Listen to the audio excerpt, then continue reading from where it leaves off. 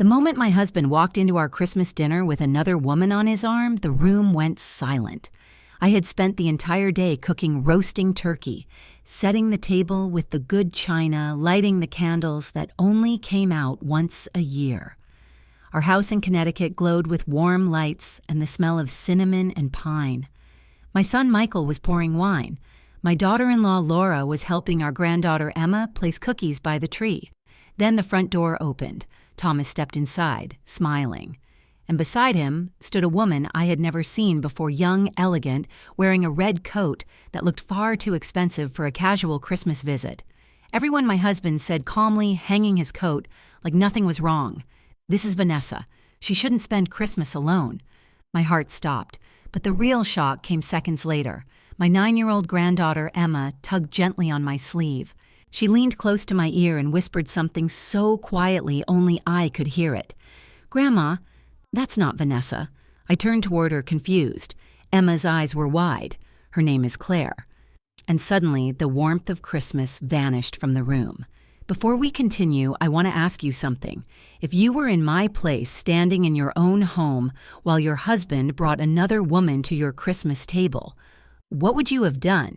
Would you stay calm, or would you have thrown them both out immediately? Tell me in the comments. I truly read them. And if you enjoy deep emotional family stories like this one, please take a second to like the video and subscribe. It really helps the channel grow. Also, I'm always curious, where are you watching from right now and what time is it there? Now let me take you back to the morning of that Christmas. Because the truth is, the signs were already there long before Thomas walked through that door. That Christmas morning had begun the way most of my Christmas mornings had for the past 35 years, quiet, busy, and filled with the small rituals that made a house feel like a home. I woke up before the sun the way I always did on holidays. The house was still dark, the neighborhood outside our Connecticut home, silent under a thin blanket of fresh snow. For a few minutes, I stayed in bed, listening to the quiet hum of the heater and the faint ticking of the hallway clock. Christmas had always been my favorite day of the year, not because of the gifts or decorations, but because it was the one day when everyone came back home. Michael and Laura would arrive with Emma.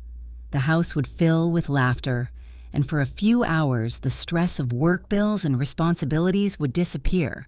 Even Thomas, who was usually buried in business calls and meetings, tended to soften on Christmas. At least, he used to. I slipped quietly out of bed so I wouldn't wake him. The kitchen lights flickered on with a soft glow illuminating the tree in the living room. I had decorated it the night before. White lights, silver ornaments, and the same glass angel topper my mother had used when I was a child. For a moment I just stood there, taking it in. The smell of pine mixed with the faint sweetness of cinnamon candles. It looked perfect, and yet something inside me felt uneasy. I shook the feeling away and started cooking. By 7 o'clock, the kitchen counters were already crowded with ingredients. The turkey had to go into the oven early if it was going to be ready by dinner. Potatoes needed peeling. The cranberry sauce had to simmer slowly. And the pumpkin pie I baked every year had to cool for hours before serving. I had always handled Christmas dinner myself. Thomas liked to joke that I ran the house the way a general runs an army. In truth, I simply liked things done right. Around 8 o'clock, I heard footsteps upstairs. Thomas came down wearing his navy robe, scrolling through his phone the way he always did in the mornings now. "Morning," he said absently. "Morning," I replied, sliding the turkey into the oven. He kissed the top of my head quickly, almost automatically, then poured himself a cup of coffee. For years, that simple gesture used to mean something. It used to feel warm. Lately, it felt routine. "Michael said they'll be here around noon," I told him. "Good," he said, without looking up from his phone. His attention stayed on the screen. A message notification popped up, and his expression changed just slightly, but enough for me to notice. He quickly turned the phone away. "Work?" I asked. "Something like that," he said. Then he left the kitchen. At the time, I told myself not to read into it. Thomas had been distant for months. At first, I blamed stress. Running Hill and Carter Home Interiors wasn't easy, especially now that the company had expanded to 3 states. But gradually, the distance became something else. He stayed later at the office, took business trips that lasted 2 or 3 days, started locking his study door when he worked at home. The first time it happened, I laughed about it. "Are you hiding state secrets in there now?" I teased. He smiled, but it didn't reach his eyes. "Just paperwork," he said, "paperwork." That word had become strangely common. Over the past few months, he had brought several documents to me. "Just routine restructuring," he would say. "Tax optimization, nothing complicated." Each time he asked me to sign, and each time something inside me hesitated. I wasn't unfamiliar with business documents. People often assumed I was just the quiet wife behind a successful man, but the truth was more complicated. Thomas might have been the face of the company, but I had helped build it. Years ago, when the company was drowning in debt and close to collapse, I had invested the inheritance my father left me. Without that money, Hill and Carter would never have survived its first 5 years. But that history wasn't something Thomas liked to discuss publicly. It made the story less heroic. Investors preferred the narrative of a brilliant CEO who built everything himself. And for a long time, I didn't mind. Marriage often meant compromise, or at least that's what I believed. Around 10 o'clock, I took a break from cooking and went upstairs to grab something from the bedroom. As I passed Thomas's study, I noticed the door was slightly open. That was unusual. He normally kept it closed. I paused for a moment. Inside, papers were scattered across the desk. One folder sat open near the edge. I wasn't trying to snoop, but a name caught my eye. Claire Monroe. The name meant nothing to me at the time. Still, something about it made me curious. I stepped into the room and glanced down at the folder. It appeared to be some kind of consulting agreement, financial advisory services. There were notes in Thomas's handwriting and several highlighted paragraphs I didn't fully understand. But before I could read further, I heard his footsteps coming down the hallway. I stepped back immediately. Looking for something, Thomas asked from the doorway. His voice sounded calm, but his eyes were sharp. "I was just grabbing a sweater," I said quickly. He walked past me and closed the folder. "That's business paperwork," he said. "Pretty boring stuff." I nodded. "Who's Claire Monroe?" I asked casually. For just a second, his expression froze. Then he smiled. "Financial consultant," he said. "Helping us with some restructuring ideas." Restructuring again, the same word. I didn't ask any more questions. Not then. The rest of the morning passed in a blur of cooking and preparations. By noon, Michael and Laura arrived with Emma. Emma ran through the door first, her curls bouncing as she threw her arms around me. "Grandma, hello, sweetheart," I laughed, hugging her tight. Michael carried in the gifts while Laura brought a tray of homemade cookies. The house quickly filled with conversation, the clatter of dishes, and Emma's excited chatter about Santa. For a while, everything felt normal, joyful even. But Thomas seemed restless. He kept checking the time. Around 4 in the afternoon, he suddenly stood up from the living room couch. "I need to step out for a bit," he said. Michael looked surprised. "Now dinner's in a couple hours. I won't be long," Thomas replied. He grabbed his coat and keys. "Where are you going?" I asked. "Just picking someone up," he said. The words barely registered at the time. Someone. I assumed it was a neighbor or maybe a colleague who didn't have family nearby. That kind of thing had happened before during the holidays. I returned to the kitchen to finish preparing dinner. The turkey was nearly ready. The table was set with our best china. Candles flickered softly beside the centerpiece. Everything looked beautiful. Everything felt ready. But when the front door opened an hour later, and Thomas stepped inside with that woman in the red coat, I realized the person he went to pick up had never been a guest. She had been part of a plan, and the moment Emma whispered the name Claire into my ear, I knew the Christmas I had carefully built was about to shatter in ways I could never have imagined. The dining room looked exactly the way I had imagined it all day, warm, festive, glowing with soft candlelight. But the moment Thomas introduced the woman beside him, that warmth disappeared like someone had opened a window in the middle of winter. "Everyone," Thomas said, placing a casual hand on the woman's back. "This is Vanessa Cole." Vanessa smiled politely. She looked to be in her early 30s, maybe younger. Her dark hair fell in soft waves over the collar of her red coat, and she carried herself with the kind of quiet confidence that suggested she was used to walking into unfamiliar rooms. "Hi," she said gently. "I hope I'm not intruding. Not intruding." I stood there for a moment, gripping the back of my chair so tightly my fingers hurt. Michael looked from his father to me, clearly confused. Laura forced a polite smile, though I could see the tension in her eyes. And Emma kept staring. Her small brows were furrowed as she studied Vanessa's face with unsettling intensity. Thomas continued as if nothing unusual had happened. Vanessa recently moved to the area, he explained. She doesn't have family nearby, so I thought it would be nice if she joined us tonight. He said it with the tone of someone expecting applause. No one spoke. The silence stretched long enough that I finally stepped forward. Well, I said carefully, forcing my voice to remain steady. Christmas is about kindness. Vanessa's smile brightened. Thank you, she said. But even as I spoke those polite words, something about the situation felt wrong, in a way I couldn't yet explain. It wasn't just that my husband had brought another woman into our home without warning. It was the way he looked at her. Too familiar, too comfortable, as if she had been part of his life for much longer than this evening. We all moved toward the table.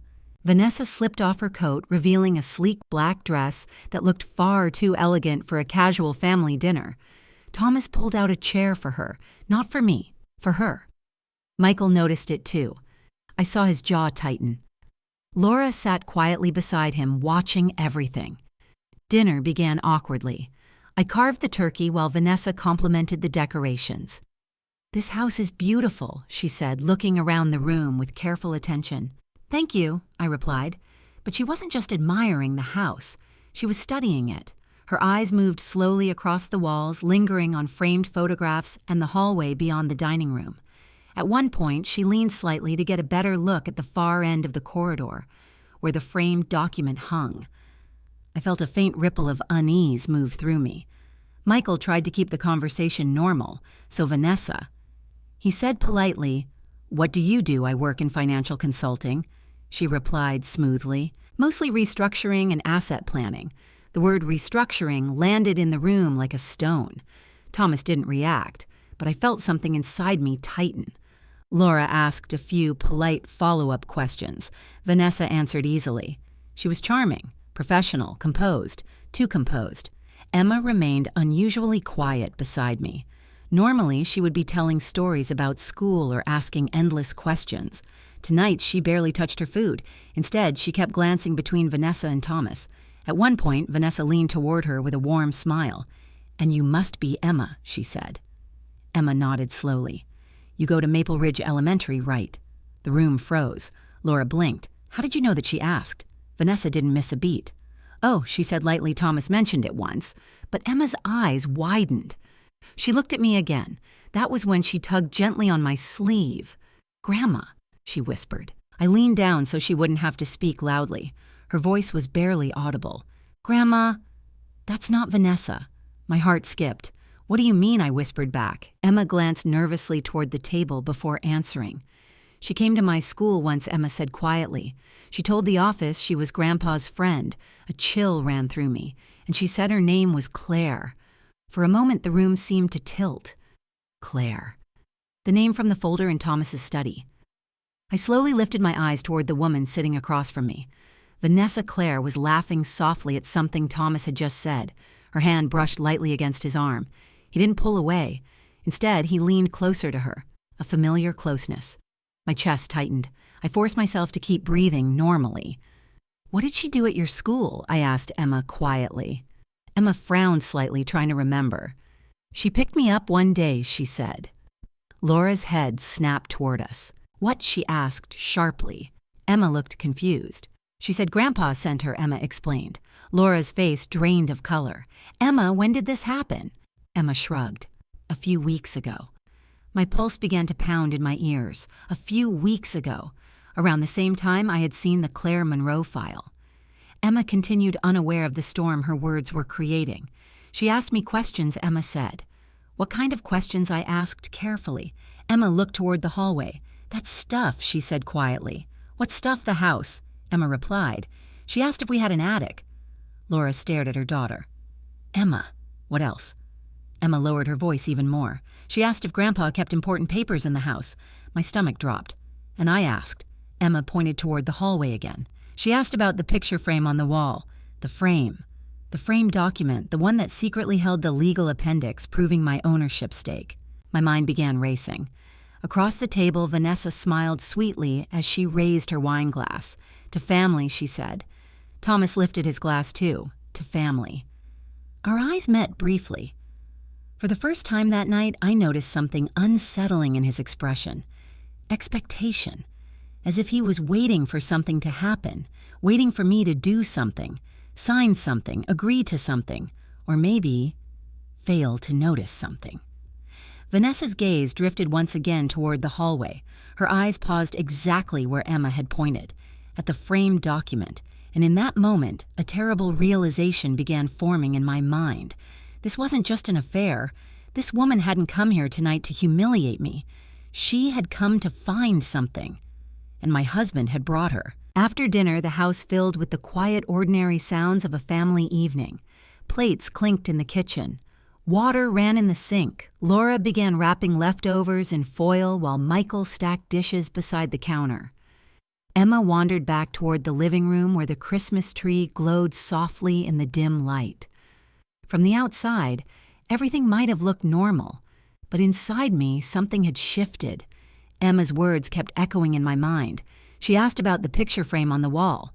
Across the room, Vanessa Claire stood beside the dining table, chatting casually with Thomas, as if she belonged there. Every few seconds, her eyes drifted toward the hallway, toward the framed document, toward the one thing in this house that Thomas never knew the full truth about. I dried my hands slowly on a kitchen towel and stepped into the living room. For years, that framed document had hung quietly on the wall unnoticed by almost everyone who visited our home. It looked completely ordinary. Most people assumed it was just a commemorative certificate from the early days of Hill and Carter home interiors, one of those symbolic items companies frame and hang to celebrate their beginnings. But that assumption had always been part of the plan, because behind that frame was something far more important, something Thomas never knew I had kept. Years ago, when Hill and Carter was struggling to survive, Thomas and I had faced a choice that nearly ended our marriage. The company had been drowning in debt. Suppliers were demanding payment. Banks refused to extend our credit. Thomas believed the only solution was to sell the company and walk away. But I wasn't ready to give up. My father had passed away 2 years earlier, leaving me a modest inheritance. It wasn't enough to make us rich, but it was enough to save the business. I remember the night we sat at this very same dining table, papers spread across the surface. Thomas looked exhausted, defeated. If we lose everything, he said quietly, I'll never forgive myself. I placed my father's inheritance documents in front of him. Then don't lose it, I told him. We invested every dollar. The money stabilized the company long enough for us to rebuild, but the lawyer who handled the transaction insisted on something important. Because the investment came entirely from my inheritance, the law required that my ownership stake be clearly documented. So we drafted an appendix to the company's founding agreement. It stated that a portion of Hill and Carter, 22% of the original ownership, belonged solely to me. Not jointly, not shared, mine. Thomas didn't object at the time. He was too relieved the company had survived. But over the years, that detail slowly faded into the background. As the business grew, Thomas became the public face of the company. He was charismatic, confident, ambitious. Investors loved him. Reporters quoted him. And I stayed in the background. It didn't bother me, or at least I told myself it didn't. The appendix remained in our files, rarely discussed. But when we renovated the house 15 years ago, our lawyer, Arthur Bennett, made a suggestion. Keep a copy somewhere safe, he told me. Not in the office. Somewhere unexpected. That was when the framed document idea was born.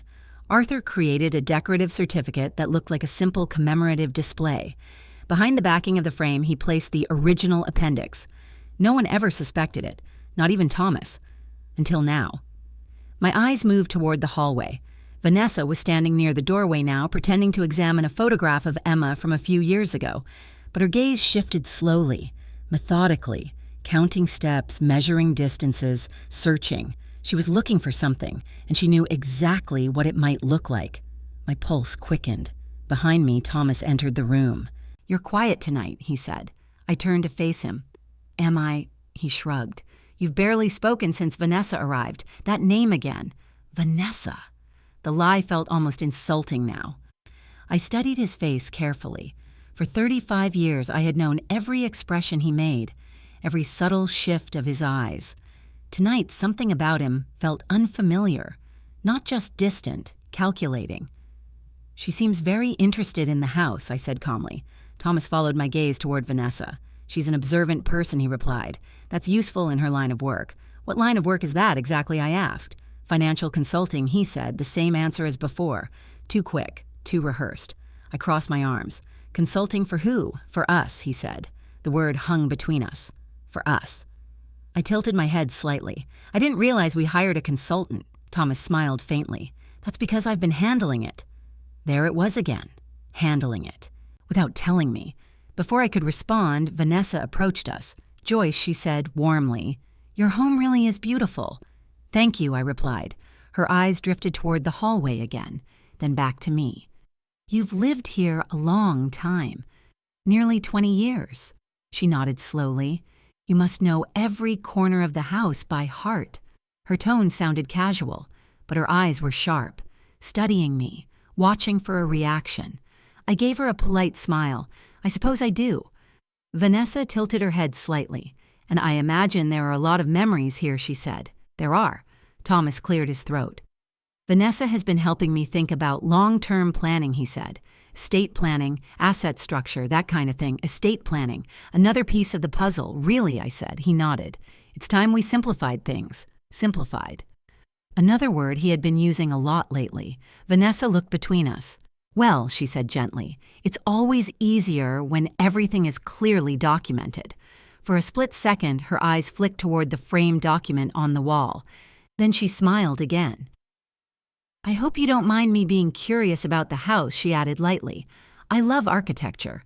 I nodded slowly. Curiosity can be a wonderful thing, but inside my mind the pieces were finally beginning to connect.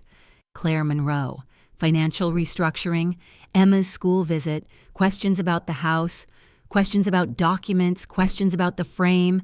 This wasn't random. This wasn't just a secret affair. This was a plan. And somehow, the thing they were looking for had been hanging on my wall the entire time. The house grew quieter as the evening moved on. Emma sat cross-legged on the living room rug, carefully arranging her new Christmas toys in front of the glowing tree. Michael and Laura were still in the kitchen, finishing the last of the dishes. The faint sound of running water mixed with the low hum of Christmas music playing softly from the stereo. For anyone outside our family, the night would have looked peaceful. But beneath that calm tension stretched through the house like a wire pulled too tight. Vanessa Claire was still there. She had offered to help clean up after dinner. At first, I almost laughed at the suggestion. A guest helping with dishes was polite, but the way she said it felt rehearsed, like someone creating an excuse to move freely through a space. Oh, please, she had said, warmly, rolling up the sleeves of her black dress. I hate sitting around while other people work. Laura hesitated for a moment, glancing at me. I nodded. Of course, I said. Claire smiled and stepped into the kitchen. For a while, she played the part perfectly. She rinsed plates, dried glasses, laughed politely at Michael's stories. But I noticed something no one else seemed to catch. She moved slowly, too slowly, and every few minutes she drifted out of the kitchen and into the hallway. The first time I told myself she was just looking for the bathroom. The second time, she paused near the staircase. The third time, she stopped directly beneath the framed document. I was standing at the sink when I noticed. The hallway light cast a soft glow across the wall where the frame hung. Claire stood there with her back to us, tilting her head slightly as if examining it. Not admiring, inspecting. My stomach tightened. I dried my hands on a dish towel and walked out of the kitchen. Find something interesting, I asked. Claire turned quickly. Oh, she said lightly. I was just looking at this. She gestured toward the frame. It's beautiful. Up close, the frame looked exactly as it always had. Simple dark wood, a decorative certificate inside with gold lettering that commemorated the early founding of Hill and Carter Home Interiors. Anyone glancing at it would assume it was nothing more than a decorative piece. That's from when we started the company, I said. Claire smiled politely. Really, that must have been exciting. It was, I replied. She leaned a little closer to the frame. May I? She asked, lifting a hand as if she wanted to examine it more closely. I stepped slightly in front of it before she could touch it. It's fragile, I said gently. Her hand froze in midair. For a fraction of a second, something flashed in her eyes. Annoyance. Then it vanished. Of course, she said, lowering her hand. I didn't mean to intrude. Behind me, I heard footsteps. Thomas appeared at the end of the hallway. What are you two looking at? He asked casually. Claire turned toward him with a soft laugh. Just admiring the history of your company. Thomas glanced at the frame. For a moment, his expression was unreadable. Then he shrugged. Oh, that old thing. He sounded dismissive. Joyce insisted on hanging it there years ago. I felt his eyes flick toward me briefly, watching, measuring, waiting. Claire smiled again. It's charming, she said. But you know, sometimes documents like these hold more than just sentimental value.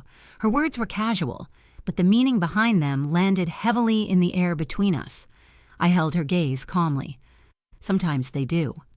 For a moment, none of us spoke. Then Claire's attention shifted back toward the kitchen. Oh, I should finish helping Laura, she said brightly. She walked away. But I noticed something as she passed Thomas. Their eyes met. Just for a second, a silent exchange, an understanding.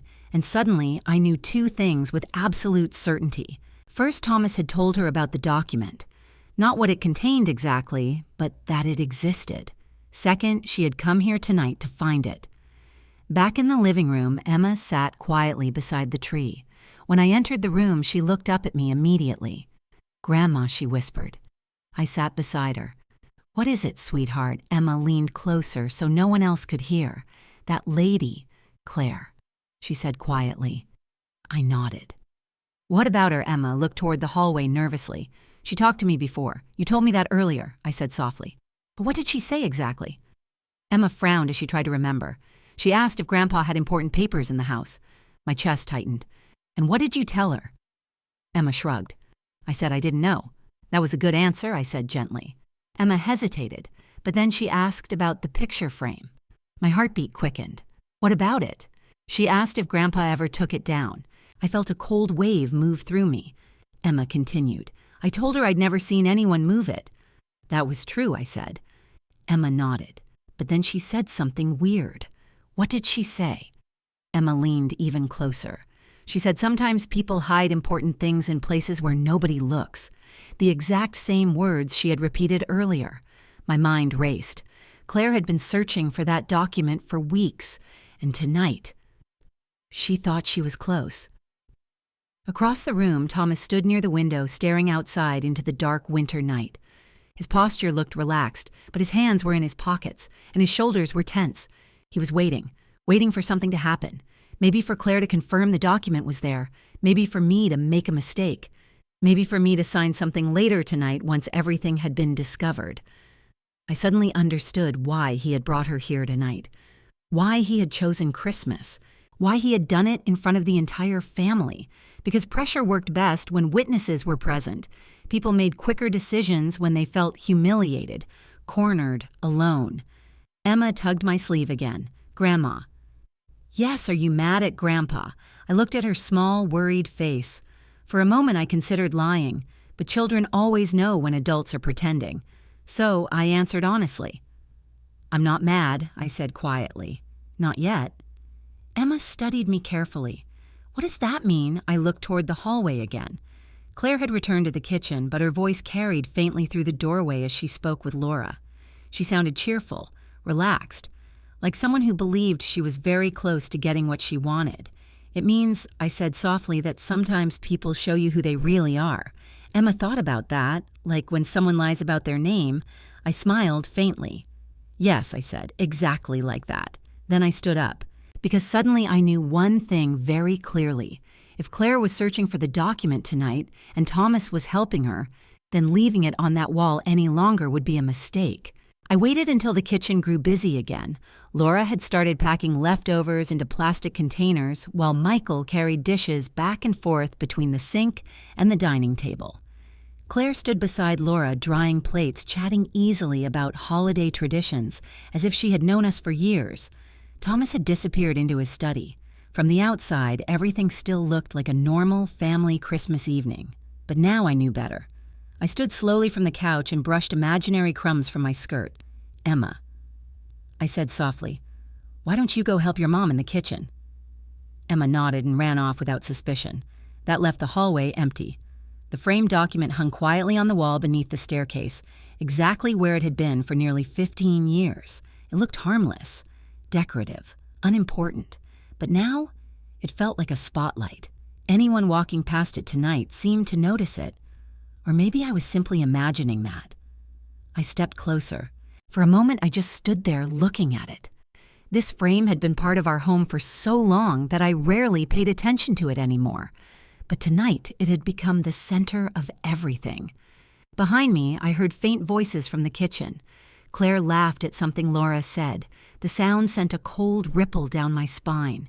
Carefully, I reached up and lifted the frame off the wall. It was heavier than it looked. I turned it over in my hands. The backing was secured with small metal tabs easy enough to open if someone had the time, or the curiosity. I carried the frame quietly down the hallway toward the bedroom. Our bedroom door closed with a soft click behind me. The room was dim lit only by the small lamp beside the bed. For a few seconds, I simply stood there listening. No footsteps, no one following me. Good. I placed the frame gently on the bed. My hands moved automatically, releasing the small metal clasps that held the backing in place. The cardboard panel lifted easily. Inside, hidden between two sheets of protective paper, lay the document Arthur Bennett had placed there all those years ago. I slid it out slowly. The paper had yellowed slightly with age, but the legal text remained perfectly clear. Appendix A, Founding Investment Agreement. Below the title were the signatures: Thomas Hill, Joyce Hill, Arthur Bennett, attorney. The document outlined the emergency capital investment that saved Hill and Carter in its early days. But the most important part was the clause beneath it. Because the capital came entirely from my inheritance, the agreement granted me a permanent ownership stake, 22% of the original company, independent, non-transferable without my consent. And there was another clause as well, one Thomas had never paid much attention to back then. It stated that if any attempt was made to restructure or transfer those shares without my approval, the agreement would automatically trigger a review of the company's founding structure, which meant every financial decision Thomas had made in the past decade could suddenly be questioned, examined, reopened. If someone wanted control of the company or the house, it would be much easier if this document simply disappeared. My hands tightened slightly around the paper. So that was the game. Claire hadn't come here just as Thomas's mistress. She had come as a consultant, someone who understood how ownership structures worked, someone who knew exactly what to look for. And Thomas had brought her into our home to help him find it. I replaced the document carefully between the protective sheets. Then I slid it back into the frame. But this time I didn't close the backing. Instead, I sat on the edge of the bed and stared at it. For the first time that evening, anger began to rise inside me. Not loud anger, not the kind that makes people shout. Something colder, something sharper. 35 years of marriage, and this was how it ended. With a stranger walking through my home, pretending to admire the walls while secretly searching for the one document that protected everything I had built, a knock on the bedroom door startled me. I quickly placed the frame face down on the bed. Joyce Thomas's voice came through the door. Yes, he opened it slightly and stepped inside. "There you are," he said. "Everyone's wondering where you went." His eyes moved casually around the room. Then they landed on the frame. For a moment he didn't say anything, just looked at it. "You took it down?" he asked. His tone sounded neutral, but I noticed the tension in his shoulders. "I was dusting," I said calmly. Thomas nodded slowly. "You always were thorough." He stepped further into the room. Vanessa was just telling Laura about some interesting tax strategies, he continued. I kept my expression neutral. "Oh yes," he said, "it's actually perfect timing. I was thinking tomorrow we could go over some paperwork together." There it was again. Paperwork. Always paperwork. "What kind of paperwork?" I asked. "Just some restructuring documents," he said lightly. "You know, simplifying ownership. Making things easier for Michael someday." I studied his face carefully. The man standing in front of me looked like the same husband I had known for decades. But suddenly I felt like I was looking at a stranger. "And Vanessa is helping with that?" I asked. Thomas smiled faintly. "She's very good at what she does." I picked up the frame and turned it upright again. The decorative certificate faced outward just as it always had. "You seem to trust her a lot," I said. "I do, even though you met her recently."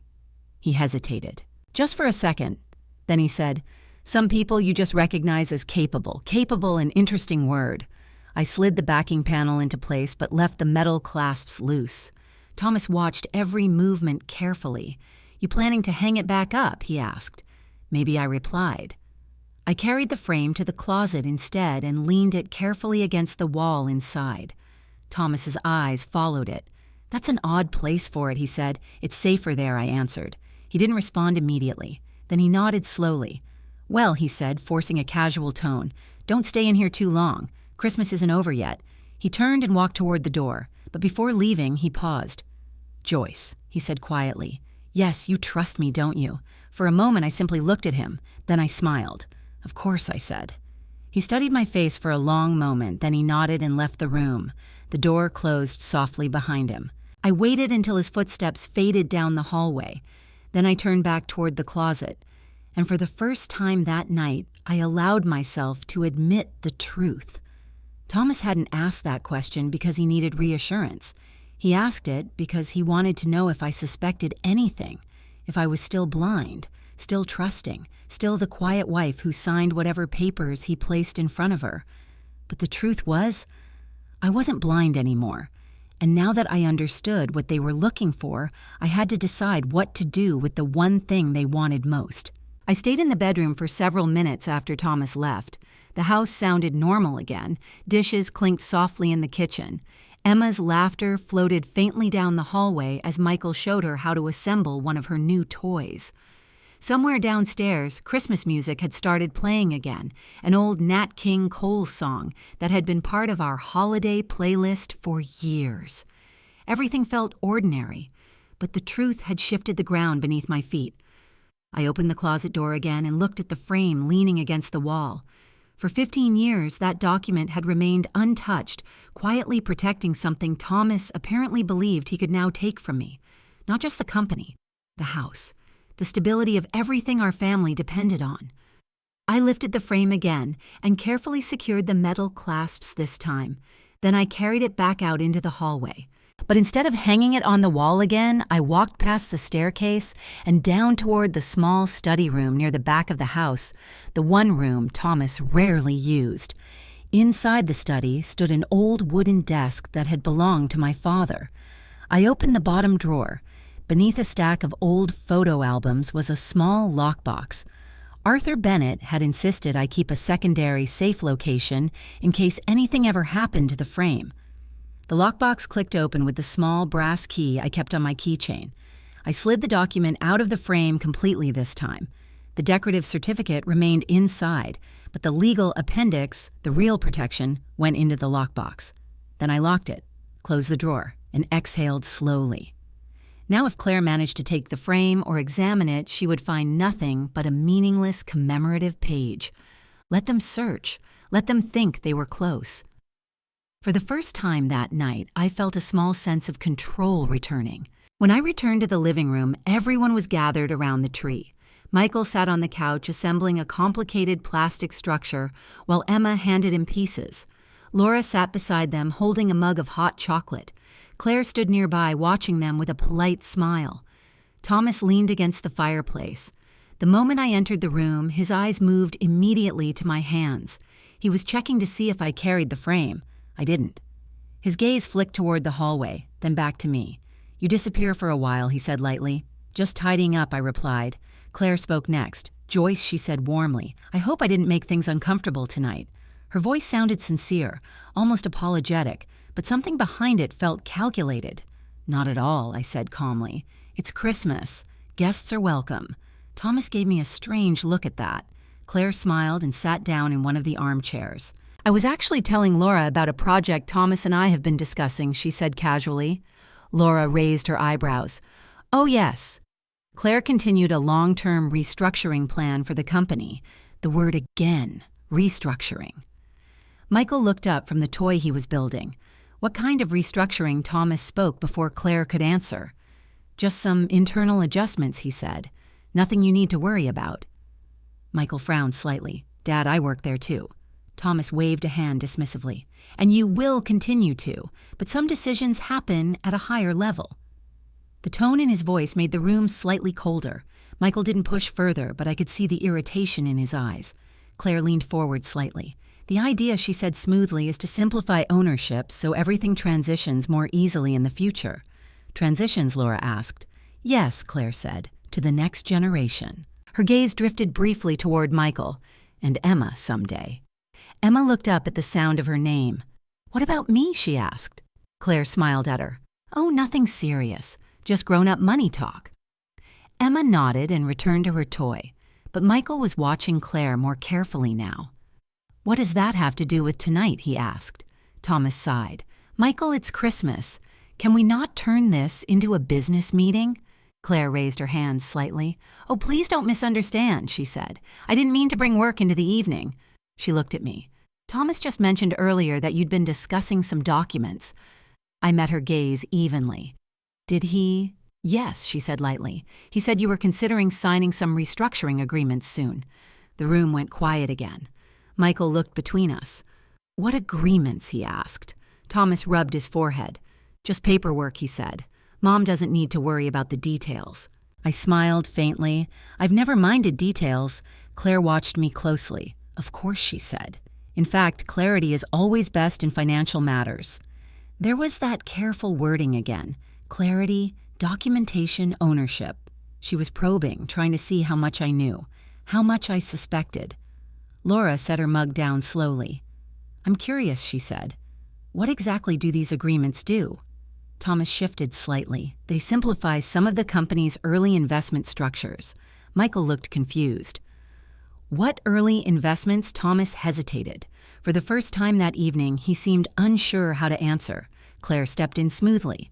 Many companies start with complicated funding arrangements, she explained. Over time, it becomes beneficial to reorganize them. Her eyes flicked briefly toward me, especially if certain legacy agreements are still technically active. Legacy agreements, that was the closest she had come yet to naming the document. Michael looked between us again. I still don't understand, he said. Thomas straightened. Because you don't need to, he replied firmly. We'll discuss it later. The conversation died after that. Emma finished assembling her toy and ran across the room proudly. Look, she said, it works. Michael laughed and helped her test it. The room slowly filled again with normal conversation, but beneath the surface, something had changed. Claire was no longer simply observing. She was testing. And Thomas was growing impatient. I could see it in the way he kept glancing toward the hallway, toward the place where the frame had always hung. Eventually, he stood up. I'm going to check something upstairs, he said casually. I watched him walk toward the hallway, toward the empty spot on the wall. A moment later, I heard him stop.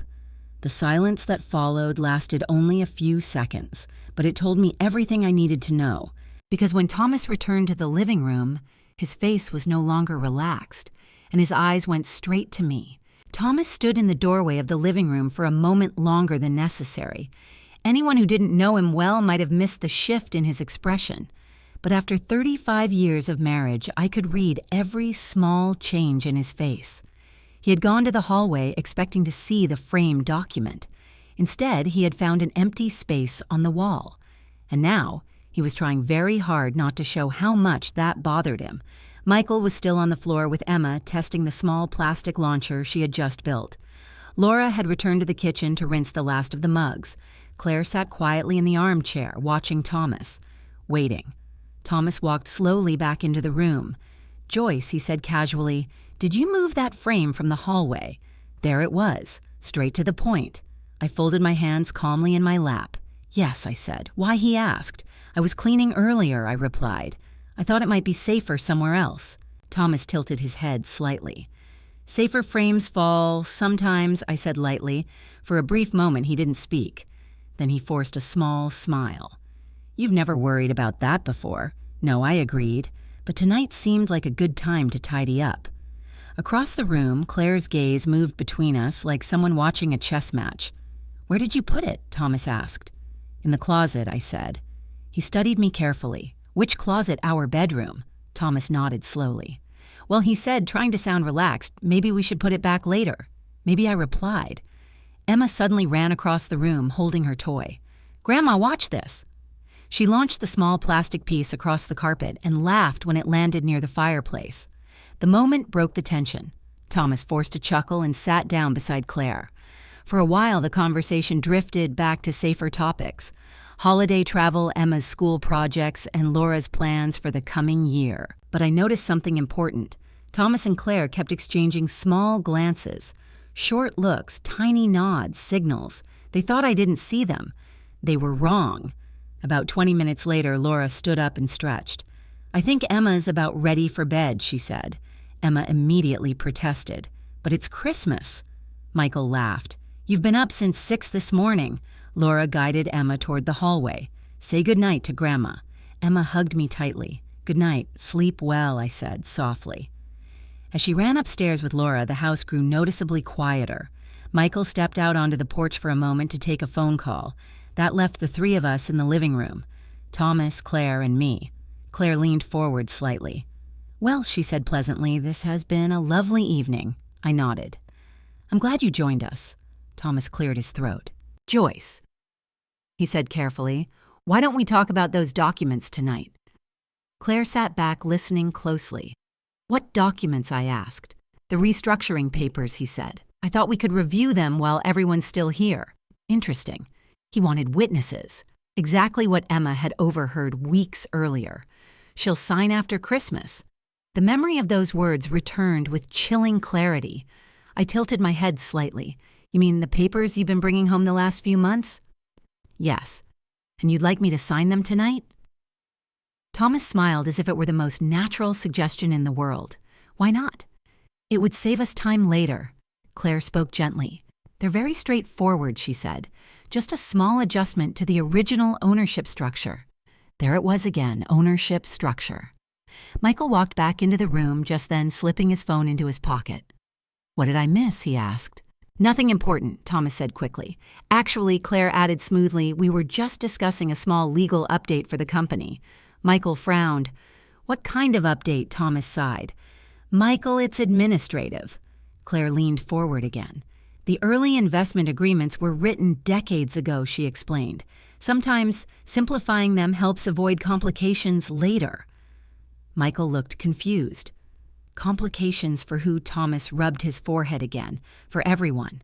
Claire smiled politely. "For example," she said, "if there are legacy ownership clauses that are no longer necessary." I interrupted gently.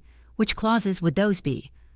Claire turned toward me. Her smile remained, but her eyes sharpened. "Certain founding provisions," she said carefully. "Provisions connected to early capital contributions." There it was. The closest she had come yet to naming the real issue. Michael looked between us. "Wait," he said slowly. "You're talking about the original funding agreement?" Thomas stiffened. "That's not relevant anymore," Claire quickly added. "We simply want to modernize it. Modernize how Michael asked." Thomas stood up abruptly. "Michael, enough." Michael stared at him. "Why are you getting defensive?" "I'm not," Thomas snapped. The room fell silent. Claire spoke again, her voice calm and measured. "Perhaps we should simply show Joyce the documents." She reached into her handbag and removed a slim folder. Inside were several printed pages. She handed them to me. "These are the restructuring agreements Thomas mentioned." I accepted the papers slowly. The first page looked like standard legal formatting, but as my eyes moved across the paragraphs, the meaning became clear almost immediately. They weren't simplifying anything.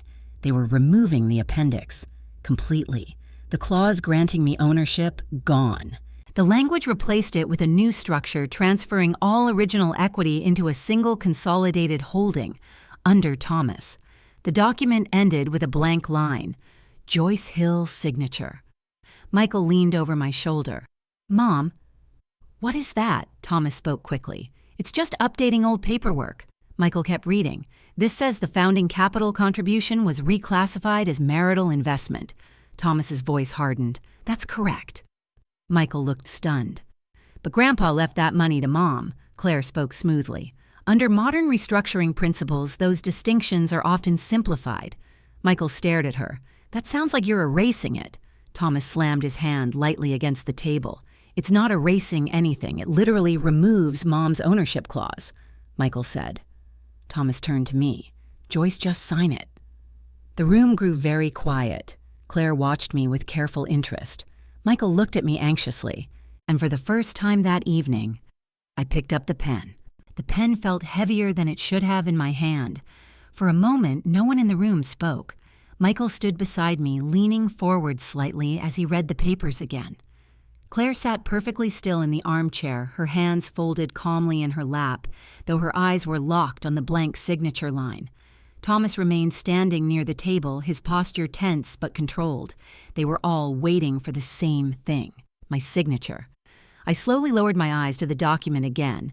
The language was clever, very clever. If someone didn't read carefully, it would look harmless, just a technical restructuring of early ownership language.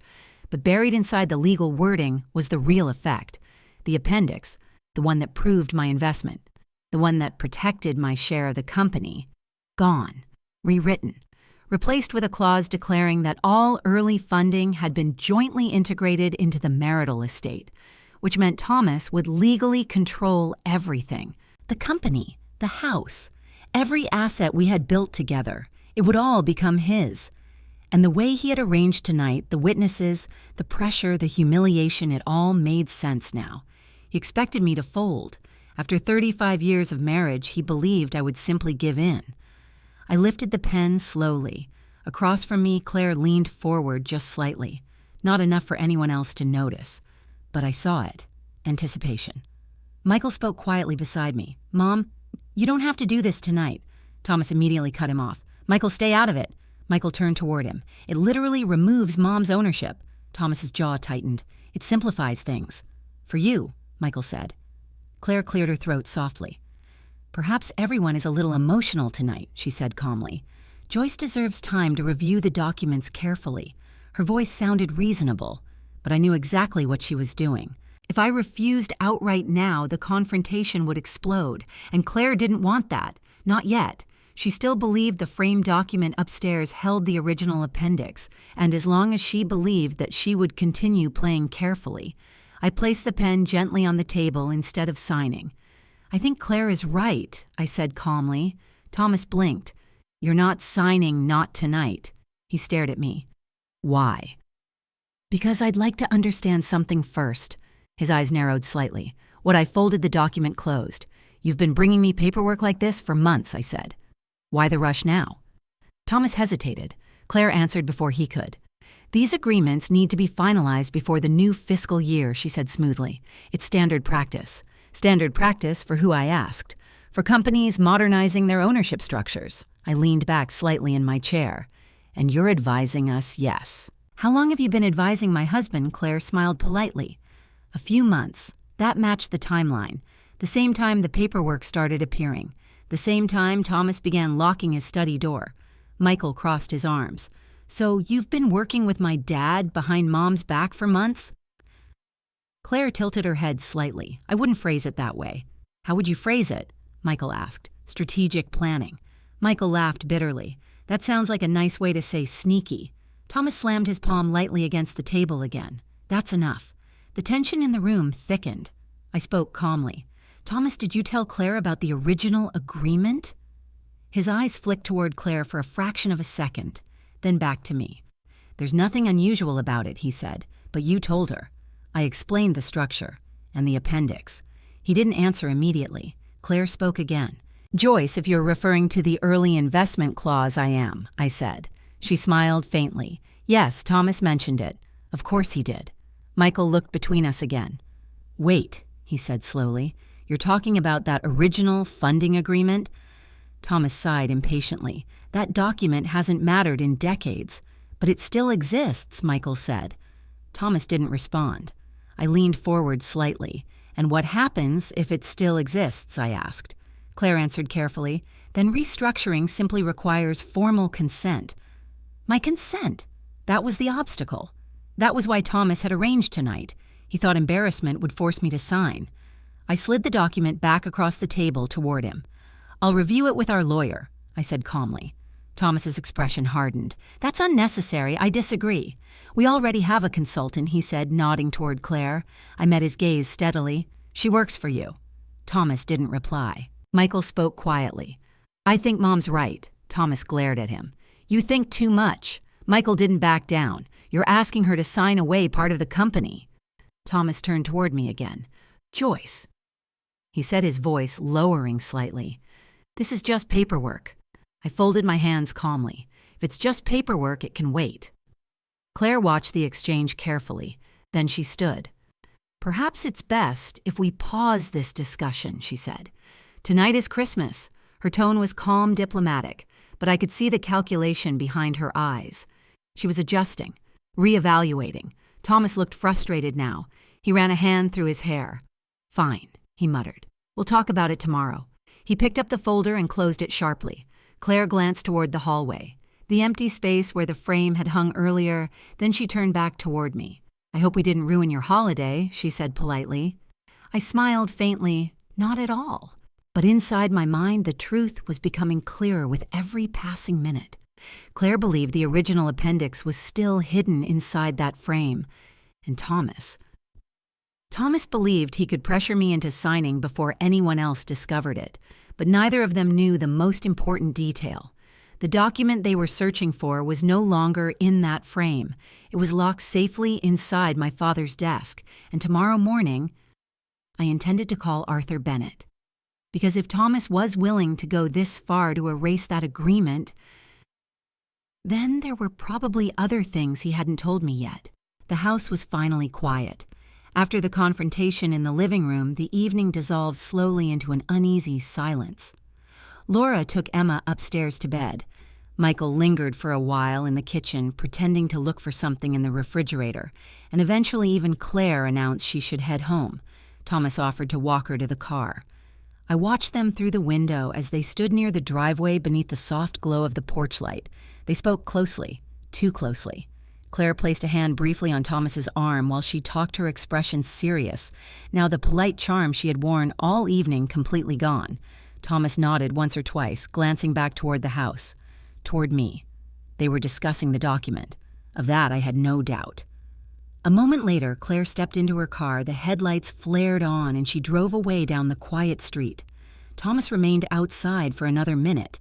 Then he came back inside. Michael was still in the kitchen. The refrigerator door stood open as he stared at nothing inside it. Thomas walked past him without speaking. I heard their footsteps move through the hallway toward the living room where I still sat. Thomas stopped in front of me. You embarrassed me tonight, he said quietly. The bluntness of the statement almost made me laugh. Did I asked. Yes, he said. In front of my consultant, in front of our son. I folded my hands calmly in my lap. You brought your mistress to Christmas dinner. Thomas's jaw tightened. She is not my mistress. Oh, I said softly. Then what would you call her? She's a professional. Professionals usually don't show up wearing evening dresses and holding their employer's arm, I replied. Michael stepped into the doorway behind Thomas. I was wondering the same thing he said. Thomas exhaled slowly. You're both overreacting. Michael crossed his arms. Am I? Yes. Because it looked like Mom was being pressured to sign away part of the company. Thomas turned sharply toward him. You don't understand the structure. Then explain it, Michael said. Thomas didn't answer immediately. Instead, he walked to the bar cabinet and poured himself a drink. The sound of ice clinking in the glass echoed through the quiet room. Finally, he spoke. The company has grown beyond what that original agreement was designed for, he said. That clause complicates investment opportunities. Michael frowned. What clause? Thomas looked at him impatiently. The early capital clause your mother keeps clinging to. I spoke quietly. The one that saved the company. Thomas didn't respond. Michael looked confused. Mom invested money when the company was failing, he said slowly. I remember you telling me that years ago. Thomas shrugged. Yes, and it was appreciated. Appreciated, Michael repeated. That's your word for it. Thomas's tone hardened. It was 30 years ago. That doesn't erase it, Michael said. No? Thomas replied, but businesses evolve. I watched him carefully. The man standing in front of me was not the husband I had known when we built that company together. That man had been tired, determined, and grateful. This one looked irritated, entitled, "Tell him the truth," I said quietly. Thomas looked at me. "What truth? That the agreement still matters?" Michael turned toward me. "What agreement exactly?" I hesitated for a moment, then I spoke clearly. "The founding appendix states that part of the company belongs to me." Michael blinked. What? Thomas rolled his eyes. "It's symbolic." "No," I said calmly. "It's legal." Michael stared at us both. "How much?" 22% of the original equity, I answered. The silence that followed was enormous. Michael slowly looked at his father. "You never told me that." "It's not relevant," Thomas said sharply. "Not relevant," Michael repeated. "That's almost a quarter of the company. It was an emergency investment. And now it's ownership," Michael said. Thomas turned toward me again. "Joyce, we've been over this. That structure doesn't make sense anymore." "It makes perfect sense," I replied. "It reflects reality." Thomas took a long drink from his glass. "You're being stubborn, and you're being dishonest." His eyes flashed. Michael spoke again. "Is that what the documents tonight were about?" "Yes," Thomas said. "Modernizing the structure." Michael shook his head slowly. "Modernizing meaning removing Mom's share. That's not how it works. That's exactly how it reads," Michael said. Thomas looked irritated now. Claire explained the legal reasoning. Michael let out a short laugh. "Yeah, Claire." The name hung in the air like a challenge. Thomas set his glass down. "You need to stop assuming things." Michael stepped forward slightly, then answer one question. Thomas stared at him. "Is Claire just a consultant?" Thomas hesitated, only for a second, but it was enough. Michael saw it. So did I. "Wow," Michael said quietly. Thomas's voice hardened. "That's none of your business." Michael laughed again, this time without humor. "You brought her into our house on Christmas." "Yes." "You asked Mom to sign legal documents in front of her." "Yes." "And you think it's none of my business?" Thomas's patience snapped. "This is my company." "No," Michael said firmly. "It's both of yours." Thomas looked ready to argue again, but he stopped. His gaze moved toward me. And for a moment the room felt strangely still. Then he spoke again, quieter this time. "Joyce," he said. "Yes, if you refuse to sign those documents, you'll create serious problems for the company." I held his gaze steadily. "What kind of problems?" "Investment delays, board complications, legal reviews." I nodded slowly. "That sounds like accountability." Thomas's eyes narrowed. "You're playing a dangerous game." "No," I said calmly. "You started one." Michael looked between us again. "What happens now?" he asked. Thomas didn't answer.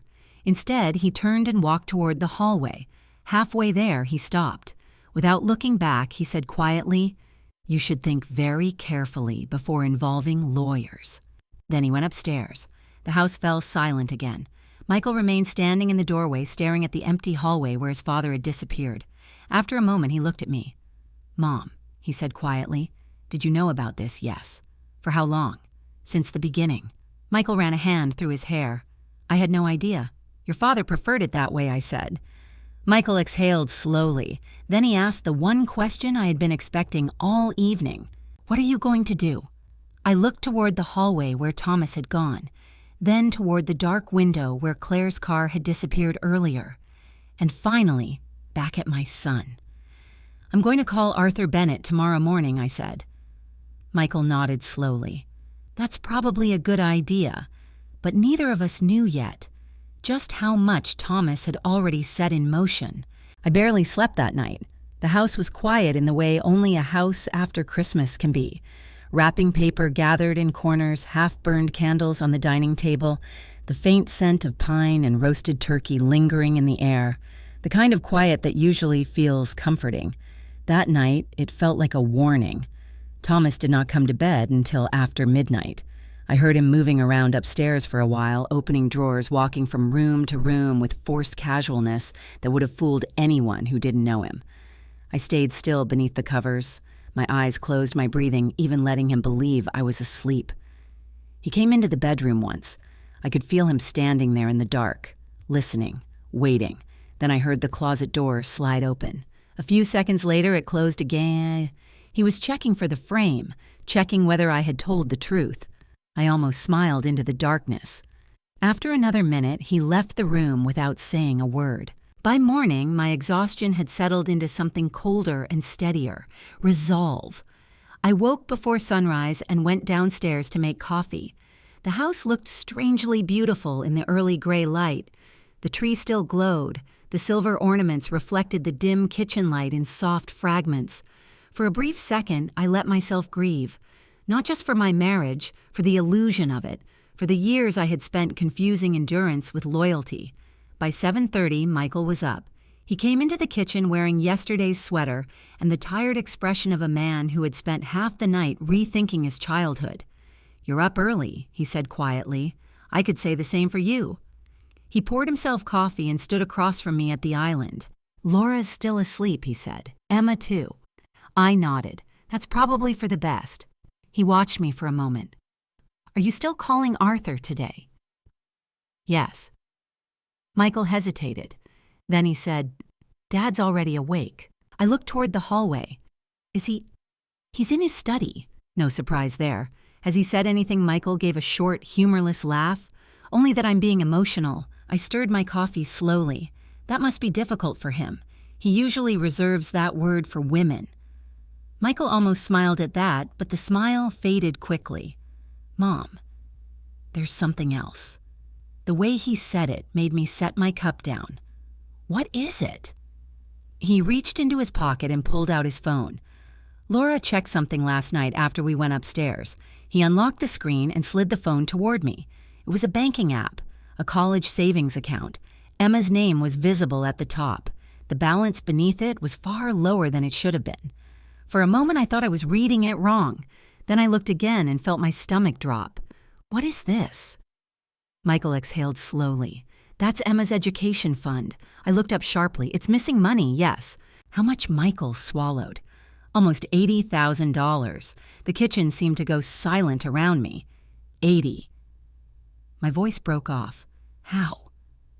Michael rubbed a hand over his face. "Laura noticed because she checks it every few months. There were authorized transfers over the last year. Authorized by who?" He didn't answer immediately. He didn't have to.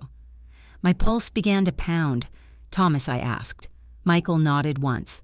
"He's listed as a supervisory trustee from when the account was set up." I stared at the phone. The numbers blurred for a second. Emma's college fund. Money meant for her future. Money her parents had added to month after month. Money I had contributed every birthday and every Christmas. Money protected supposedly for one purpose only. And Thomas had touched it. A sound in the doorway made both of us turn.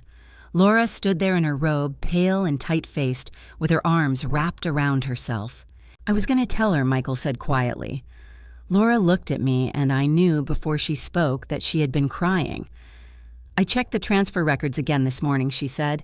"Some of the payments went to luxury hotels, jewelry, airline tickets." She stepped into the kitchen and placed a printed page on the counter. It was a list of transactions. I read them once. Then again. Miami, Aspen, a boutique on Madison Avenue, a private spa resort in California. The dates stretched across almost 11 months. I looked up slowly. This was for Claire. Laura's laugh came out ragged and bitter. Vanessa. Claire. Whoever she is. The shame on her face hurt me more than the numbers. "I should have checked sooner," she whispered. "I trusted that account." "This is not your fault," I said firmly. Laura pressed her lips together, trying not to cry again. "He used our daughter's future to fund his affair." There are moments when anger stops feeling hot. It becomes something cleaner than rage, something almost surgical. That was what happened to me then. Not because Thomas had betrayed me as a wife. That pain was already there, already deep. But because he had reached down into the next generation, into the life of a 9-year-old child, into the one thing no decent grandfather should ever touch. And he had stolen from her. A floorboard creaked in the hallway. Thomas entered the kitchen wearing a pressed sweater and a carefully neutral expression. He took one glance at the papers on the counter and stopped. No surprise, no confusion, just calculation. "What's going on?" he asked. Laura turned toward him so fast her chair nearly scraped backward. "You tell us," she said. Thomas looked at the printed transaction list, then at Michael, then at me. Michael's voice was low and deadly calm. "Did you take money from Emma's college fund?" Thomas exhaled once through his nose. "It's not that simple." I felt something inside me harden further. That sentence, that cowardly little sentence. Not denial, not shame, just an attempt to soften the edges of theft. Laura stepped closer to him. Then explain it in a way that is simple. Thomas kept his voice measured. There were temporary liquidity issues. Michael stared at him. You stole from your granddaughter because of liquidity issues. I did not steal anything, Thomas snapped. I borrowed funds with every intention of restoring them. Laura laughed bitterly. With what money? The money you were getting by erasing Joyce from the company. Thomas turned to me. Did you tell them everything? I held his gaze. They only know what the transactions say. He straightened slightly. You have no idea what pressure I've been under. Michael spoke before I could answer. We all have pressure. We don't all rob a child. Watch your tone, Thomas barked. No, Michael said, stepping closer. You watch yours. For a second, I thought the moment might erupt into something physical, but then another small sound cut through the kitchen. Soft footsteps. Emma stood at the bottom of the stairs, still in her pajamas, clutching the stuffed reindeer I had given her 3 years ago. She looked from face to face, confused by the silence that followed. Why is everybody mad? She asked. No one answered. Laura's hand flew to her mouth. Michael looked away, and Thomas actually had the decency to lower his eyes. Emma took a few steps into the kitchen, then she looked at the papers on the counter. Is this about me? My heart nearly broke. I moved toward her at once and knelt down. No, sweetheart, I said softly. This is grown-up business. Emma looked past me toward her grandfather. Did I do something wrong? Thomas finally looked up. And in that moment, whatever was left of his place in this family collapsed, because there was no answer he could give a child like that. No explanation that would make him anything but small. No, I said gently before he could speak. You did nothing wrong. Emma nodded uncertainly, but she did not look convinced. Laura went to her quickly and led her back toward the stairs, whispering that breakfast would be ready soon. When they were gone, the kitchen felt even colder than before. Thomas looked at me, at Michael, at the transaction papers, and for the first time since Christmas dinner began, I saw it clearly in his face. Not remorse, not love, not even shame, fear, because now the affair was not just an affair. The forged restructuring was not just business. The framed document was not the only danger. Now he had exposed something uglier, something his son could never excuse, something I never would, and Thomas knew it. The kitchen remained silent long after Laura led Emma back upstairs. Thomas stood near the counter, his shoulders tense, while Michael leaned against the refrigerator with his arms crossed tightly over his chest. The printed transaction sheet lay between us like a piece of evidence in a courtroom. No one spoke for several seconds. Then Thomas sighed and rubbed the bridge of his nose. You're all blowing this out of proportion, he said. Michael stared at him. Out of proportion, Thomas gestured toward the paper. I said I would replace the money with what Michael asked. Thomas hesitated. The restructuring would solve that problem. There it was again. The same justification, the same plan. Use the company to erase Joyce's ownership, gain full control, replace the stolen money quietly, pretend nothing ever happened. Michael shook his head slowly. So that was the plan. Thomas looked irritated. It was a temporary solution. You mean a cover-up? Thomas slammed his palm lightly on the counter. Stop twisting things, I spoke quietly. No one is twisting anything. Thomas turned toward me. You're enjoying this, aren't you? Enjoying what? Turning Michael against me. I almost laughed. You did that yourself. Thomas opened his mouth to argue, then stopped. Because we all heard it. The soft ring of my phone on the kitchen table. Arthur Bennett. The name glowed on the screen. I picked up the phone calmly. Good morning, Arthur. His voice came through the speaker, warm and steady. Joyce, I was hoping to hear from you. Thomas stiffened across the room. Michael straightened beside the refrigerator. I imagine you know why I'm calling, I said. Arthur chuckled softly. After 30 years practicing law, I've learned to recognize certain kinds of silence. Your message last night sounded like the beginning of one of them. I'm afraid it might be. Thomas crossed the room quickly. You called him already. I ignored the interruption. Arthur, I said, do you still have the original copies of the founding appendix? Of course, he replied. They're archived with the firm. Why I glanced at Thomas? Because suddenly, something in his expression had changed. Not anger, not arrogance, worry. The kind of worry that appears when someone realizes a plan might not work the way they expected. Because someone is trying to remove that clause, I said. Arthur's tone sharpened instantly. Without your consent, yes. There was a pause. Then he said calmly, that would be difficult. Thomas scoffed quietly. Arthur continued, the appendix is tied to multiple filings from the original incorporation period. It can't simply disappear.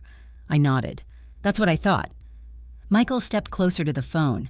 Mr. Bennett, this is Michael. Hello, Michael. My dad had Mom sign restructuring documents last night. Arthur's voice cooled. Did she sign? No. Good.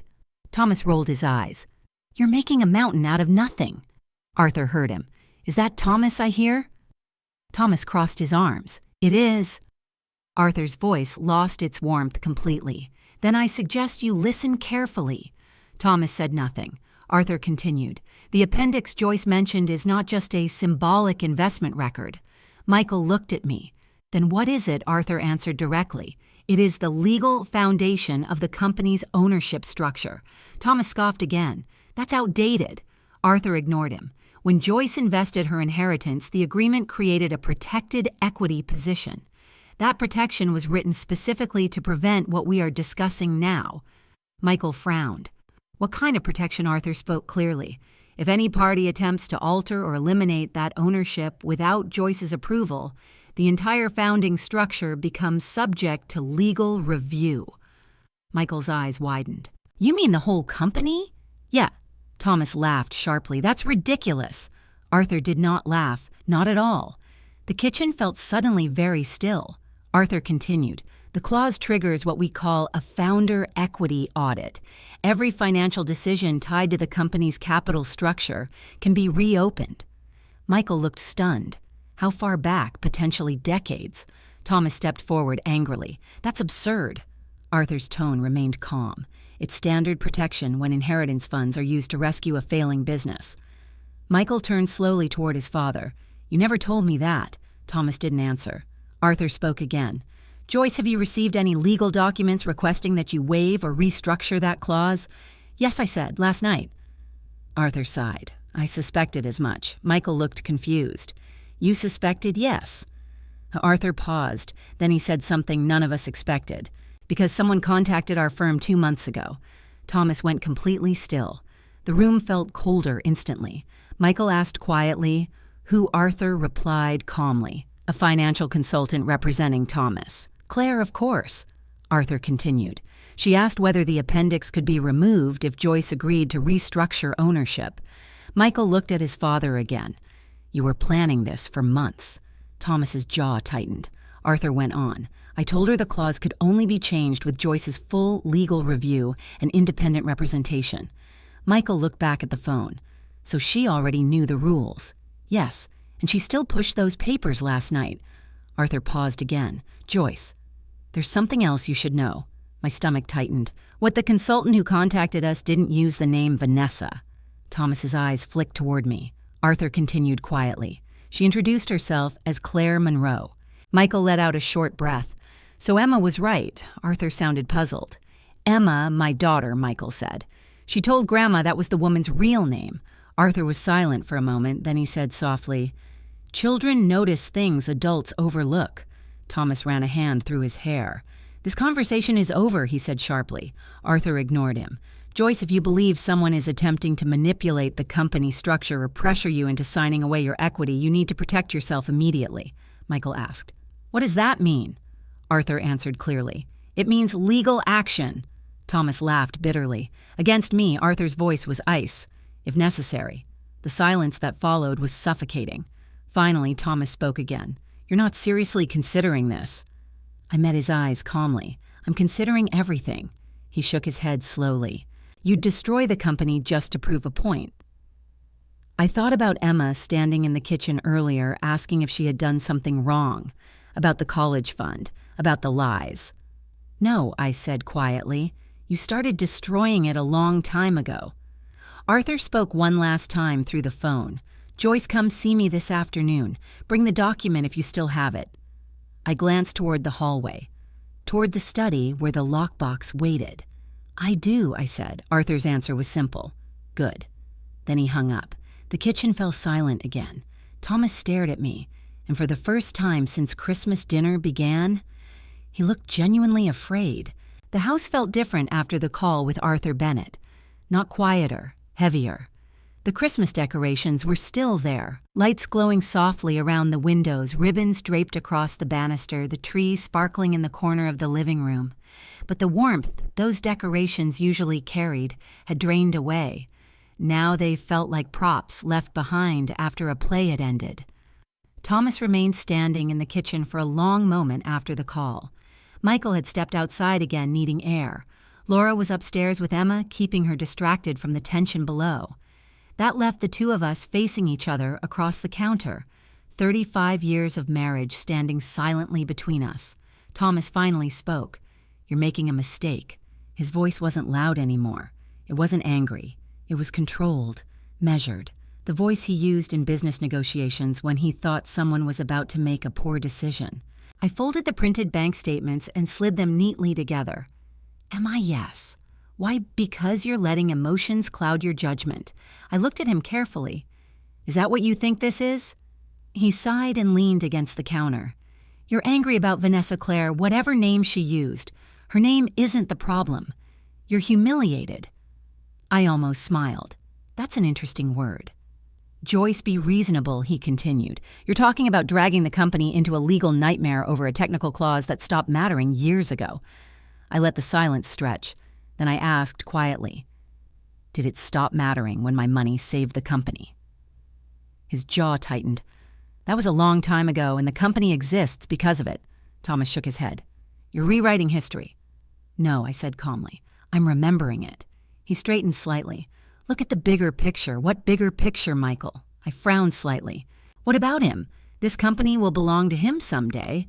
That was always the plan." Thomas gestured toward the papers. "And that plan becomes easier if the ownership structure is simplified. Meaning erased," I said. "Meaning unified."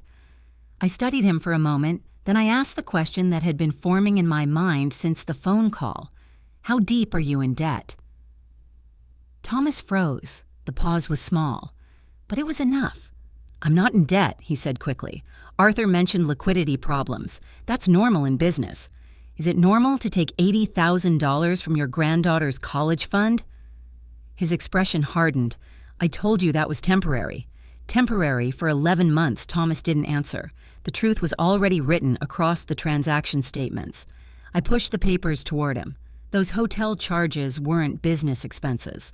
Thomas's eyes flicked down to the list, then away.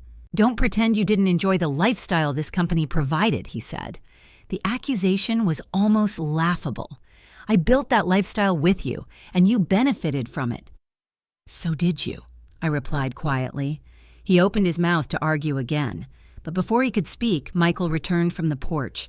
His expression had changed. The shock from earlier had settled into something steadier. Determination. He stepped into the kitchen and looked at his father. "Dad." Thomas didn't respond. Michael tried again. "Dad." Thomas sighed and turned toward him. "What?" Michael crossed the room slowly. "You need to stop." "Stop what this?" Thomas laughed bitterly. "You think you understand what's happening. I understand enough." "You understand nothing," Thomas snapped. Michael shook his head. "I understand that you tried to erase Mom's ownership of the company." Thomas looked irritated. "It wasn't erasing. I understand that you used Emma's college fund to finance an affair. That's not what happened. And I understand that you've been working with Claire for months to set this up." Thomas's patience cracked. "You're repeating accusations like a child." Michael stepped closer. "I'm repeating facts." Thomas stared at him, then said something that seemed to surprise even himself. "You think the company runs itself?" Michael frowned. "What does that mean?" "It means I've been carrying this business for decades." "No," Michael said. "You've been running it. Mom helped build it." Thomas waved a dismissive hand. "She hasn't been involved in years. That was her choice." "No," I said quietly. They both turned toward me. "That was our arrangement." Thomas scoffed. "You stepped back. I stepped back because you wanted the spotlight." Michael looked between us. "You mean Mom could have been running the company this whole time?" Thomas laughed again. "That's ridiculous." I tilted my head slightly. "Is it—" The silence that followed was telling. Michael's eyes widened slowly. "You never told me that either," Thomas rubbed his forehead. "This conversation is pointless." "No," Michael said firmly. "It's the first honest one we've had." Thomas looked ready to argue again, but then Laura appeared in the doorway. Emma was beside her, still clutching the stuffed reindeer. "Breakfast is ready," Laura said quietly. Emma looked around the kitchen. "Why is everybody still mad?" No one answered. Laura placed a gentle hand on Emma's shoulder. "Come sit at the table," she said softly. Emma nodded and walked past us, but before she sat down, she looked up at Thomas. Grandpa Thomas hesitated. "Yes," Emma frowned slightly. "Mom said you used my college money." The words hung in the air like a fragile piece of glass. Thomas opened his mouth, closed it again. Emma waited. Children have a way of waiting with patience that adults often lose. Finally, she asked the question none of us wanted to hear. "Does that mean I can't go to college anymore?" Laura's eyes filled instantly with tears. Michael looked away. And Thomas had no answer. I walked slowly across the kitchen and knelt beside Emma. "You're still going to college," I said gently. Emma looked uncertain. "But the money?" "The money will come back." How I smiled softly. "Because your grandma knows how to fix things." Emma studied my face carefully. Then she nodded. "Okay." Laura led her to the table. Michael sat beside them. Thomas remained standing where he was. I looked at him across the kitchen. "You see the problem now," I said quietly. He said nothing. "Last night you were worried about paperwork," I continued. "Today we're talking about your granddaughter's future." Thomas looked at the floor. "You're exaggerating." "No," I said, "I'm simplifying." Then I picked up my coat from the chair. "Where are you going?" he asked. "To see Arthur." Thomas's head snapped up. "You're serious about this?" "Yes." He took a step toward me.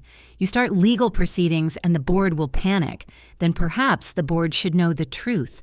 Thomas stared at me for a long moment. And for the first time since Christmas dinner began, he sounded almost desperate. "Joyce," he said quietly, "don't do this." I met his gaze calmly. "You already did." Then I walked out the door. The winter air outside felt sharp and clean against my face. For a moment, I simply stood on the front porch and breathed. Snow from the night before still covered the yard in a thin white blanket. The neighborhood looked peaceful, almost untouched by the chaos that had unfolded inside our house over the past 24 hours. Christmas lights still glowed faintly on nearby homes. Somewhere down the street, a dog barked once and then fell silent again. It was the kind of quiet morning that usually made me feel grateful. But that morning, gratitude wasn't the emotion filling my chest. Clarity was. For the first time in years, I felt completely awake. Not the tired awareness of someone who has spent decades maintaining a marriage, smoothing over arguments, and convincing herself that compromise is the same thing as harmony.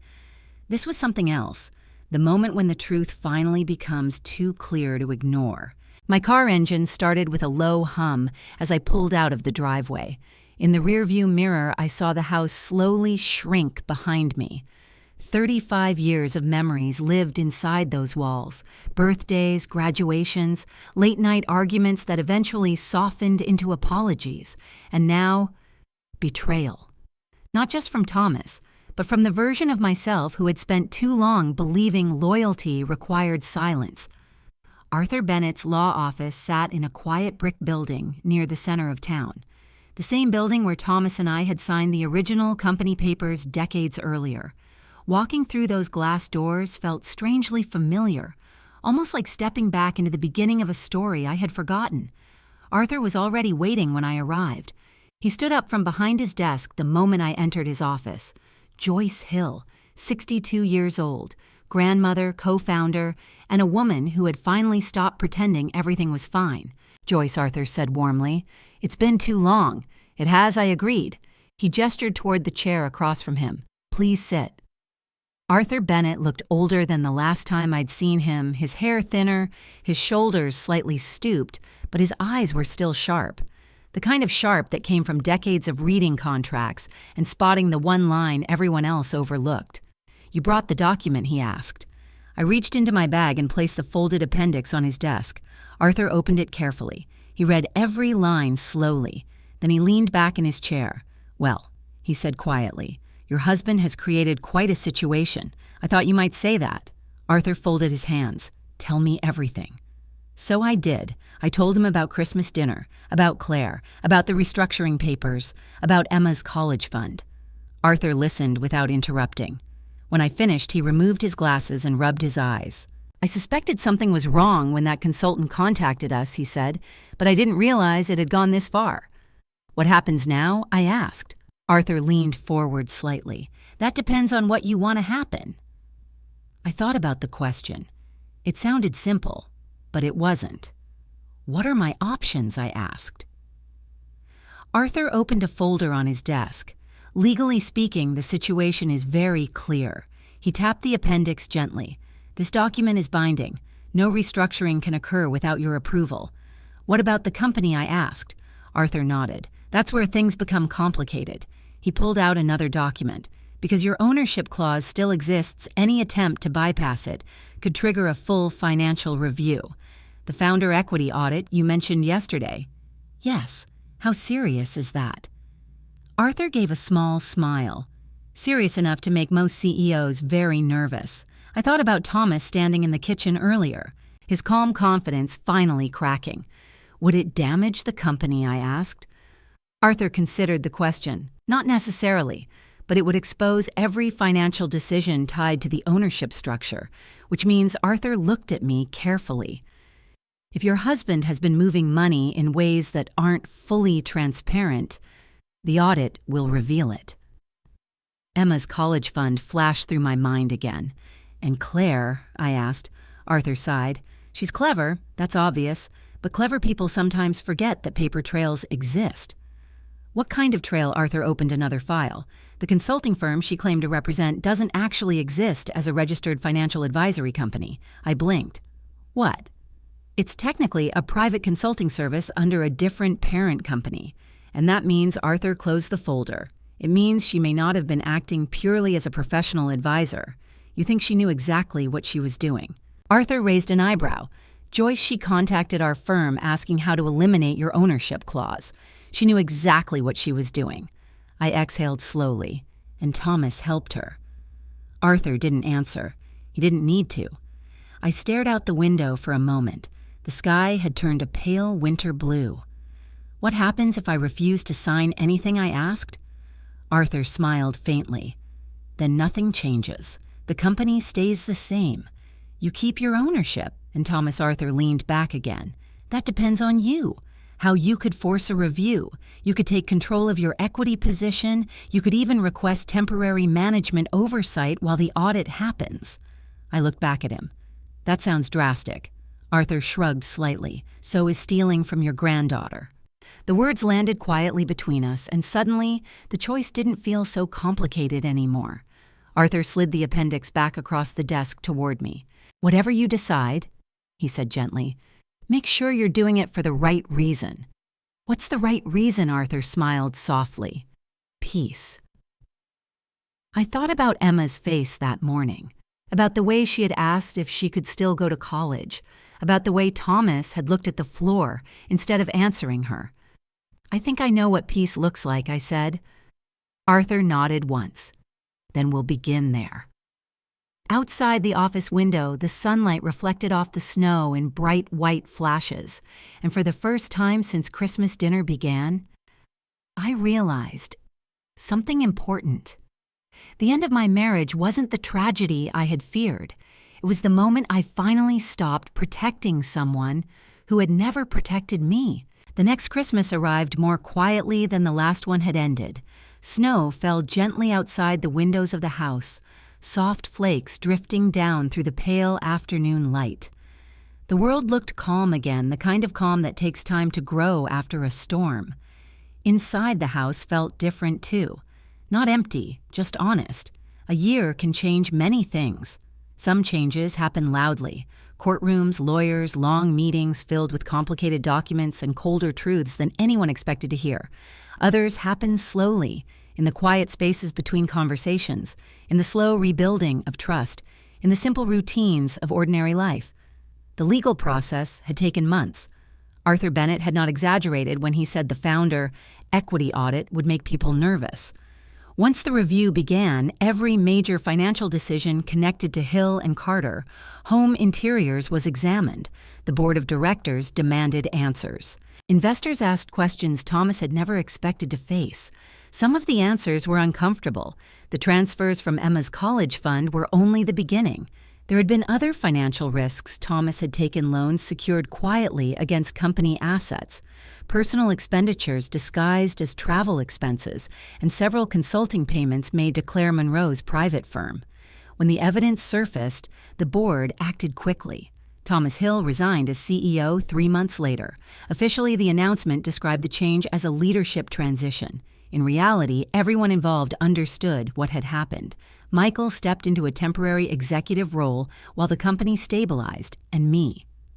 For the first time in 30 years, I walked back into the office as something more than the quiet wife behind the founder.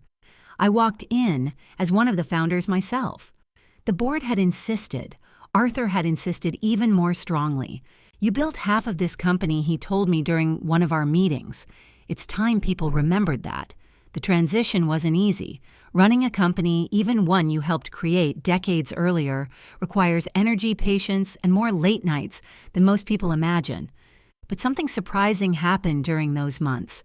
I realized I still loved the work, the design meetings, the strategy discussions, the challenge of solving problems instead of pretending they didn't exist. Michael and I worked together more closely than we ever had before, not as mother and son, as partners. He brought modern ideas about expansion and technology. I brought experience and perhaps a little more caution. Somewhere between the two approaches, the company began to steady itself again, and Emma's college fund. That was the easiest problem to solve. Arthur made sure of it. Between recovered company funds and the liquidation of certain personal assets Thomas had used improperly, every dollar was returned, with interest. Emma didn't fully understand the legal process, of course. What she understood was simpler. Grandma had promised the money would come back, and it had. On Christmas morning that year, she ran down the stairs just as she always had, excited, curious, still carrying the same stuffed reindeer. "Grandma," she shouted, "I think Santa ate 2 cookies." I laughed as she threw her arms around me. 2 cookies? Yes, I counted. Michael followed her down the stairs, smiling in the tired way parents do when children wake up far too early on holidays. Laura came behind them carrying a tray of hot chocolate. The house felt warm again. Not perfect, but real. We opened gifts together beside the tree. Emma proudly demonstrated a science kit she had received from her parents. Michael told a story about one of his early disasters at the office that made Laura laugh so hard she nearly spilled her drink. And for a few hours, the tension of the previous year faded into the background. Later that afternoon, after dinner had been cleared away, and Emma was busy building a miniature solar system model on the living room floor, Michael sat down beside me. "You look happy," he said quietly. "I am." He nodded toward the hallway. "You put the frame back." I glanced toward the wall. The frame certificate hung exactly where it had always been. Simple. Unremarkable. Michael smiled faintly. "Does the real document still live somewhere else?" I returned the smile. "Somewhere very safe." He leaned back in his chair. "I'm glad you didn't give up on the company." "So am I." Michael hesitated for a moment. Then he said something that surprised me. "I used to think Dad built everything." I looked at him gently. "Many people did. But now I know that wasn't the whole story." "No," I said, "it wasn't." Across the room, Emma suddenly looked up from her project. "Grandma." "Yes, come look." I walked over and knelt beside her. The small plastic planets were spinning slowly around the tiny sun in the center of the model. "It works," she said proudly. "It does." Emma looked up at me with serious eyes. "Grandma." "Yes." She lowered her voice slightly, just like she had done the year before. Only this time, her whisper carried a completely different feeling. "Everyone here belongs here, right?" My chest tightened. I looked around the room. Michael laughing softly with Laura. Emma smiling beside her little solar system. The quiet glow of Christmas lights reflected in the windows. And the framed document on the wall no longer a secret weapon in a battle for control. Just a reminder of where everything began. "Yes," I said softly. "Everyone here belongs." Emma nodded happily and returned to her project. I sat back in my chair and watched the family around me. The past year had broken many illusions, but it had also revealed something stronger, the truth. And sometimes the truth hurts. Sometimes it tears apart the life you thought you understood. But sometimes it clears away everything that was never meant to stay. Sometimes the hardest truth we ever face is realizing that loyalty does not mean silence. For many years, I believed that protecting my family meant keeping the peace. I believed that patience and sacrifice would eventually bring balance to a relationship that had slowly become unequal. Like many people, I convinced myself that endurance was the same as love.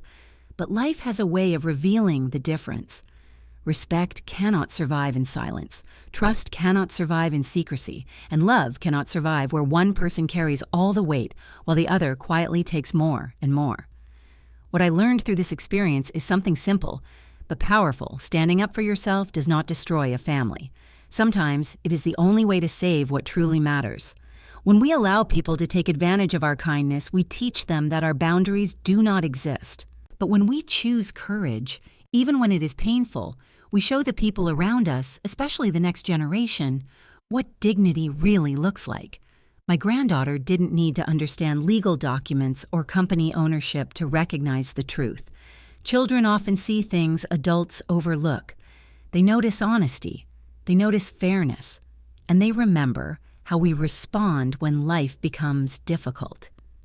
If there is one thing I hope you take from this story, it is this: you are never too old to reclaim your voice. You are never too late to choose respect. And the people who truly belong in your life will never ask you to erase yourself in order to keep them. Thank you for spending this time with me and listening to my story. If this story moved you or made you think about your own experiences, I would truly love to hear from you. Please share your thoughts in the comments. Have you ever had a moment when the truth changed everything in your life? Also tell me where you're watching from and what time it is there. I always enjoy seeing how far these stories travel around the world.